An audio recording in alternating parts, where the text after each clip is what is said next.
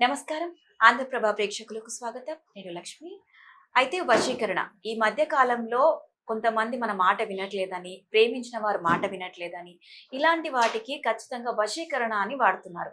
ఇదంతా అసలు నిజంగా జరుగుతుందా? ఒకవేళ గనక వశీకరణ జరిగితే ఎలాంటి పరిష్కారం ఉంటుంది? ఇలాంటి వివరాలు తెలియజేయడానికి మనతో ఉన్నారు ప్రముఖ ఆస్ట్రాలజర్ సీతారామరాజు గురూజీ గారు. అడిగి తెలుసుకుందాం. నమస్కారం గురూజీ. ఓం నమ శివాయ. పరమేశ్వర కృపా కటాక్ష సిద్ధిరస్తు. సర్వే జనా సుఖినో భవంతు.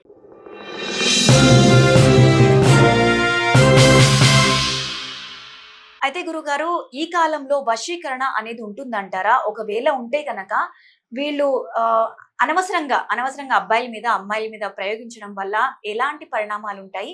దీనికి పరిష్కారం ఎలా చూపిస్తారు? వాస్తవానికైతే తల్లి, వశీకరణ అనేది చాలా దివ్యమైన బంధన. ఎదుట వాళ్ళని వశపరుచుకోవటం వశీకరణ అనేది ఖచ్చితంగా ఉంది తల్లి. ఈ వశీకరణ 4 విధాలు. వశీకరణలో స్త్రీ వశీకరణ, పురుష వశీకరణ, జన వశీకరణ, సభ వశీకరణ, బంధన వశీకరణ. ఈ వశీకరణలలో మంత్రం ద్వారాగా చేయొచ్చు, చెట్టు ద్వారాగా చేయొచ్చు, తాంత్రికం ద్వారా చేయొచ్చు, త్రిదండి ద్వారాగా కూడా చేయొచ్చు. ఈ కార్యక్రమాలలో వశీకరణ అనేది ధర్మబద్ధంగా నడిపితే ధర్మో రక్షో రక్షిత. ఈ ధర్మబద్ధమైన విషయాలలో ఒక భార్యాభర్తల యందు అనుకూలత లేకపోతే వశ చేసుకొని బంధన చేసుకోవచ్చు. తర్వాత ప్రేమలో అనుకూలత లేకపోతే ఒక ప్రేమని అనుకూలంగా నిలబెట్టుకోవటానికి వశీకరణ చేసుకోవచ్చు. బిడ్డలు దారి తప్పినప్పుడు ప్రశాంతత లేకపోతే ఒక తల్లిదండ్రులు ఒక బిడ్డని వశీకరణ చేసుకోవచ్చు. కొడుకు దారి తప్పినప్పుడు వాడు కొన్ని చెడు ప్రభావాలకు నడబడి చేసినప్పుడు, వాళ్ళ అనుకూలత లేకపోయినప్పుడు ఆ అనుకూలతమైన మార్గంలో లేకోకుండా ఆ కొడుకుని వశం చేసుకొని నిలకడ చేసుకోవచ్చు. దీన్ని సత్ఫలితాలను మనకు అనుకూలంగా ఇస్తుంది.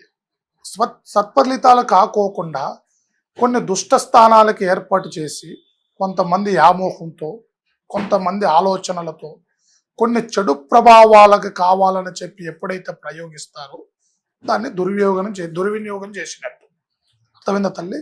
ఈ వశీకరణ బంధన అనేది చాలా దివ్యమైన తేజస్సు గలది. ముఖ్యంగా అనేది ప్రేమ అనుకూలత లేకపోతే, వాళ్ళు కావాలని సాధించాలనుకుంటే, వాళ్ళ నిజాయితీగా వాళ్ళు కళ్యాణం చేసుకొని వాళ్ళ జాతక చక్రాలు బాగుండి వాళ్ళకి అనుకూలతమైన దశ నడిస్తే వాళ్ళకి ఆ ఇద్దరికి బంధన అయ్యి పెద్దల ఏర్పాటు చేసుకొని పెద్దల నిర్ణయంతో కళ్యాణం అయ్యే విధంగా వాళ్ళ మనసులు ఏకాగ్రత ఉండే విధంగా ఆ వశబంధన చేసి వాళ్ళిద్దరి జాతకాలను ఏకదాటిగా చేసి వాళ్ళకి జీవిత చక్రం సంపూర్ణంగా నడిచే విధంగా మనం వశబంధన చేయొచ్చు. ఒక బిడ్డ చెడుపోయి అన్ని రకాలుగా అనుకూలమైన దారులు లేకోకుండా చెడు అలవాట్లుగా బానిసలైపోయి చెడు మార్గంలో నడుస్తూ సల్మార్గంలో నడవకోకుండా దుష్ట స్థానంలో తల్లిదండ్రులను పట్టించుకోకుండా ఇబ్బందులు పడుతూ ఆ కుటుంబాన్ని ఏడిపిస్తుంటే వాళ్ళకు వశబంధన చేసి అమ్మా నాన్న ఆధీనంలో ఉండే విధంగా దారి తప్పుకోకుండా కట్టుకట్టొచ్చు. భార్య భర్తలు యందు ప్రశాంతత లేకోకుండా వాళ్ళిద్దరి మధ్యలో వైరం ఎక్కువైపోయి కుటుంబంలో చికాకులు పడుతుంటే వాళ్ళిద్దరు దాంపత్య జీవితం అనుకూలంగా ఉండేట్టుగా, భార్య మాట భర్త వినేటట్టుగా, భర్త మాట భార్య వినేటట్టుగా వాళ్ళిద్దరికి వశబంధన చేసి వశీకరణ చేయొచ్చు.